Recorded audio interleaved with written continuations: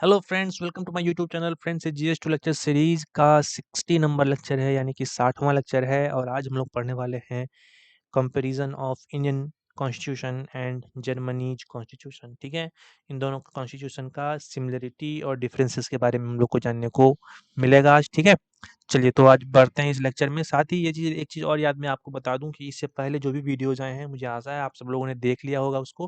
लेकिन अगर in case नहीं देखा है या किसी कारणवश छूट गया उसका नोट बनाना, तो जस्ट टू का प्लेलिस्ट बना हुआ है, जा करके देखिए। जो भी वीडियो नहीं देखे हैं उसका भी नोट्स भी बना लीजिएगा।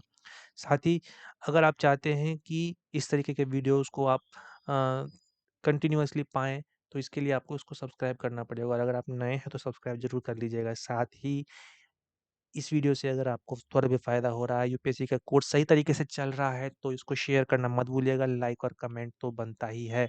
आइए शुरू करते हैं आज का लेक्चर। देखते हैं सबसे पहले जर्मनी और इंडिया के कॉन्स्टिट्यूशन में के बीच में सिमिलरिटीज़ क्या-क्या हैं। देखिए, जहाँ तक सिमिलरिटीज़ की बात है, तो जर्मनी और इंडिया क्या है, दोनों रिपब्लिक है। ठीक है, रिपब्लिक है।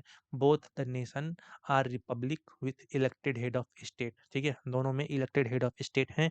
इंडिया में जहाँ तक इलेक्टेड हेड ऑफ स्टेट की बात होती है, तो वो होते हैं प्रेसिडेंट। ठीक है, वो कौन होते हैं? प्रेसिडेंट। ठीक है, प्रेसिडेंट अभी कौन है? द्रौपदी मुर्मू जी। ठीक है, ठीक है। एक चीज आप याद रखिएगा, ये जो इलेक्टेड है, इलेक्टेड हेड है, अपने यहाँ इनडायरेक्टली इलेक्टेड होते हैं। ठीक है, चलिए अगला हो गया पॉलिटिकल सेटअप की। जहाँ तक बात है, दोनों कंट्रियों में पार्लियामेंट्री फॉर्म ऑफ गवर्नमेंट होता है, जिसमें चांसलर जर्मनी में और प्राइम मिनिस्टर इंडिया में क्या होते हैं?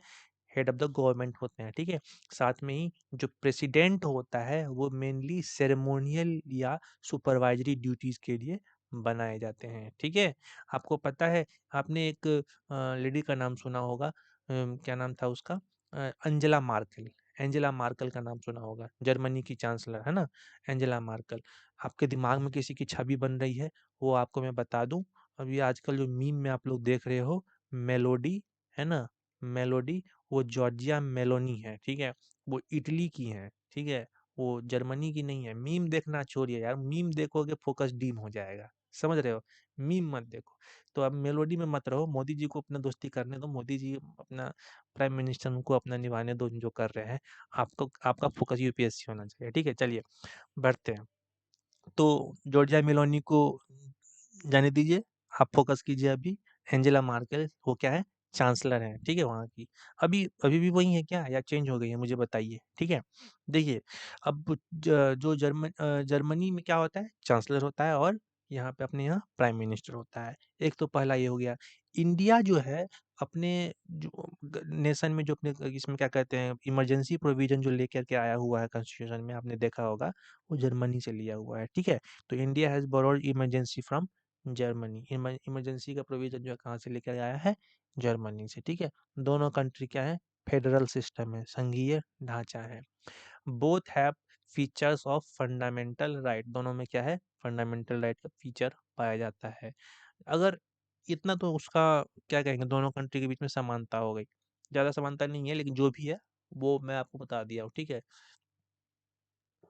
डिफरेंसेस की जहाँ तक बात आती है, Germany has a rigid constitution, whereas in India flexible and rigid दोनों है अपने यहाँ। ठीक है, अपने यहाँ मिक्सचर है। ठीक है, कुछ चीज़ें रिजिड है, कुछ चीज़ें फ्लेक्सिबल है। अब जैसे बेसिक स्ट्रक्चर को हम लोग मतलब हिला नहीं सकते हैं। बेसिक स्ट्रक्चर जो है वो ऐसे ही रहेगा, तो उस मामले में बहुत रिजिड है। लेकिन अगर हम अपने कॉन्स्टिट्यूशन को थोड़ा चेंज करना चाहें तो हम कर सकते हैं, सिंपल मेजोरिटी से भी हम लोग चेंज कर सकते हैं। तो उस सेंस में क्या है? फ्लेक्सिबल है। ठीक है, अगर सिटीजनशिप की बात करें, लेकिन जर्मनी में वैसा नहीं है। जर्मनी में क्या है? रिजिड है। ठीक है, सिटीजनशिप की अगर बात करें, तो डुअल कनेक्ट सिटीजनशिप जो है वो अलाउ है अंडर द सर्टेन सर्कमस्टांसेस। कहाँ पे? जर्मनी में। इंडिया में नहीं अलाउ है। इंडिया में जैसे ही आप किसी दूसरे कंट्री का सिटीजन बनते हैं, आपकी इंडियन इंडियन सिटीजनशिप जो है वो कैंसिल हो जाती है। समझ गए?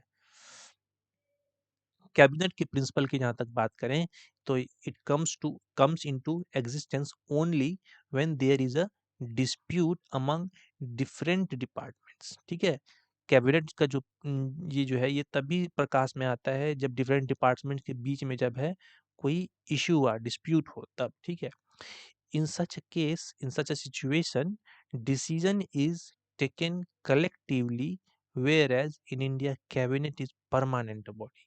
अपने यहाँ क्या है, कैबिनेट जो है परमानेंट बॉडी है, कैबिनेट डिसाइड किया जाता है, उसके मिनिस्टर्स डिसाइड किए जाते हैं, है ना? वहाँ पे ऐसा नहीं है, वहाँ पे जब कोई डिस्प्यूट होता है किसी विभिन्न डिपार्टमेंट्स के बीच में, तब कैबिनेट बनाई जाती है, उसका जो फैसला होता है वही माना जाता है। उनके मतलब परमानेंट नहीं होता है, समझ गए? जैसे अपने यहाँ कमीशन और आयोग वगैरह बनता है ना पर्टिकुलर वर्क के लिए, वैसे ही वहाँ पे जो है कैबिनेट बनता है। मतलब सिमिलर, आप थोड़ा सा दिमाग लगा करके सोच लीजिएगा, मैं बस कंपैरिजन किया हूँ ये ताकि आपको याद रहे। चलिए, अगर आगे बात करूँ तो constructive vote of no confidence का एक मुद्दा सामने आता है। इसका मतलब क्या है कि देखिए, the motion of no confidence against the chancellor, chancellor के अगेंस्ट में अगर नो कॉन्फिडेंस मोशन लेकर के आना है तो that is permitted only when those bringing the motion can prove that they are in position to form an alternative government. देखिए, no confidence motion का मतलब क्या होता है, विपक्षी पार्टी जो होती है वो जनरली सत्ता के अगेंस्ट ये लेकर के आती है कि एक कहना वो चाहिए कि कहना चाहती है कि इनके पास जो है मेजॉरिटी नहीं है, ये जो गवर्नमेंट जो है ये चलाने के हकदार नहीं है, सत्ता के हकदार नहीं है, क्योंकि इनके पास मेजॉरिटी नहीं है। तो फिर वोटिंग होती है, अगर वोटिंग में जिसको अगर सत्ता पार्टी के पास ज़्यादा आ जाता है वोट संसद में, तो उनकी सत्ता बरकरार रह जाती है, नहीं तो वो गिर जाती है। लेकिन आपने सुना होगा कि मोदी क्या नाम है, अटल बिहारी वाजपेयी की सरकार गिर गई थी, या फिर और भी किसी किसी के बारे में बात सुना होगा आपने, नो कॉन्फिडेंस मोशन लेकर के आया गया था, ठीक है? तो ये क्या होता है कि यही चीज़ समझ लीजिए कि विपक्षी पार्टी जो है वो मोशन लेकर के आती है, ठीक है? अब इसमें इसके बारे में लक्ष्मीकांत बड़ा अच्छे से दिया हुआ है, उसको अच्छे से जाकर के पढ़िएगा, ठीक है? छोटा टॉपिक बना रहा हूँ, इसका मतलब ये नहीं कि इतना देख करके सो जाइएगा, नहीं। जो टॉपिक समझ में आ रहा है उसको रिवाइज करना है, जो नहीं आ रहा है उसको ज़्यादा टाइम देके पढ़ना है, ठीक है? और जैसे कुछ रिलेटेड टॉपिक होते हैं, नो कॉन्फिडेंस मोशन हो गया, तब मोशंस के बारे में जाकर के पढ़ लीजिएगा, ठीक है? समझ गए? द मोशन तो समझ में आ गया? The motion of no confidence against the chancellor is permitted only when those bringing the motion can prove that they are in a position to form an alternative government. जो लोग motion लेकर के आएँगे, अगर उनके पास में मेजॉरिटी होगी, तभी वो मोशन लेकर के आ सकते हैं। इंडिया में ऐसा नहीं है, ठीक है? वहाँ पे वो मोशन लाने का मतलब है कि वो सरकार बनाएँगे। यहाँ पे जो मोशन लाया जाता है वो सरकार गिराने के लिए, डिस्ट्रक्टिव है अपने यहाँ, ठीक है? और एक चीज़ और है कि जर्मनी में जब मोशन लेकर के आया जाता है, that is to deal with the problem of hung assembly also. Hung assembly समझते हैं ना? जब कोalition गवर्नमेंट बनती है तब, कुछ पार्टियाँ मिल कर के जो है सरकार बनाती है, उसको हंग असेंबली बोलते हैं। इंडिया में क्या होता है, इंडिया में नॉट कंस्ट्रक्टिव, इंडिया में क्या है, कंस्ट्रक्टिव नहीं है, ठीक है? नो कॉन्फिडेंस मोशन जो है पाया जाता है, ठीक है? यहाँ पे नो कॉन्फिडेंस मोशन जो क्या है, कंस्ट्रक्टिव नहीं है, यहाँ पे क्या है, डिस्ट्रक्टिव नो कॉन्फिडेंस मोशन है। सरकार गिराने के लिए होता है यहाँ पे, ठीक है? बनाने के लिए नहीं होता है अपने यहाँ। जहाँ तक पार्लियामेंट की बात है तो उसको वो लोग बोलते हैं बंडस्टैग। क्या बोलते हैं? बंडस्टैग, ठीक है? तो lower house in the German political system is Bundestag, मतलब पार्लियामेंट में भी जो लोकसभा अपने यहाँ होता है ना, लोकसभा, वो उनके यहाँ क्या होता है, बंडस्टैग बोलते हैं उसको, ठीक है? पार्लियामेंट, लोकसभा को, ठीक है? जो मतलब समझ लीजिए कि लोअर हाउस जो होगा उनका वो हो गया बंडस्टैग, ठीक है? तो इनके जो मेंबर होते हैं वो 4 साल के लिए इलेक्टेड होते हैं, अपने यहाँ 5 साल के लिए होते हैं, तो ये भी अंतर हो गया, ठीक है? इसके अलावा मेथड ऑफ इलेक्शन जो है वो उसको बोलते हैं मिक्स्ड मेंबर प्रोपोर्शनल रिप्रेजेंटेशन, ठीक है? एमएमपीआर, ठीक है? मिक्स्ड मेंबर प्रोपोर्शनल रिप्रेजेंटेशन, ये याद रख लीजिएगा, थोड़ा सा यूनिक है ये, ठीक है?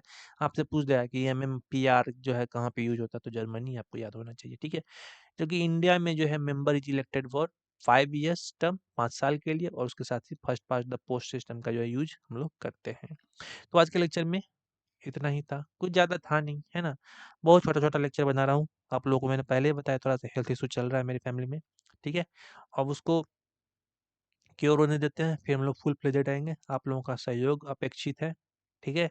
चलिए, तो कमेंट ज़रूर कर दीजिएगा, सब्सक्राइब तो कर ही लीजिए, क्योंकि अगर आप चाहते हैं कि फ्री ऑफ कॉस्ट आपको जीएस 1, जीएस 2, 3, 4 के साथ-साथ ऐसे और जो ऑप्शनल वाले व्यक्ति जिनको ऑप्शनल का तैयारी नहीं हुआ है, स्पेशली जो सोशियोलॉजी ऑप्शनल है, उसकी बात मैं कर रहा हूँ, ठीक है? सोशियोलॉजी तो मैं खुद ही पढ़ा दूँगा, ठीक है? सोशियोलॉजी ऑप्शनल जो है इतनी तैयारी तो मैं खुद करवा दूँगा। इसके अलावा सीसैट भी आएगा, ठीक है? धीरे-धीरे और अदर ऑप्शनल की भी मैं अभी अभी तो मैं इसकी गारंटी नहीं दूँगा अदर ऑप्शनल की, लेकिन मैं कोशिश में हूँ कि और जो कोई मुझे मिल जाए, जो मुझे अदर ऑप्शनल पढ़ा कर के दे दे, तो वो भी मैं लेकर के आऊँगा। लेकिन फ़िलहाल के लिए अभी जीएस 2 चल रहा है, इसके बाद में जीएस 3 और ऑप्शनल चलेगा, ठीक है?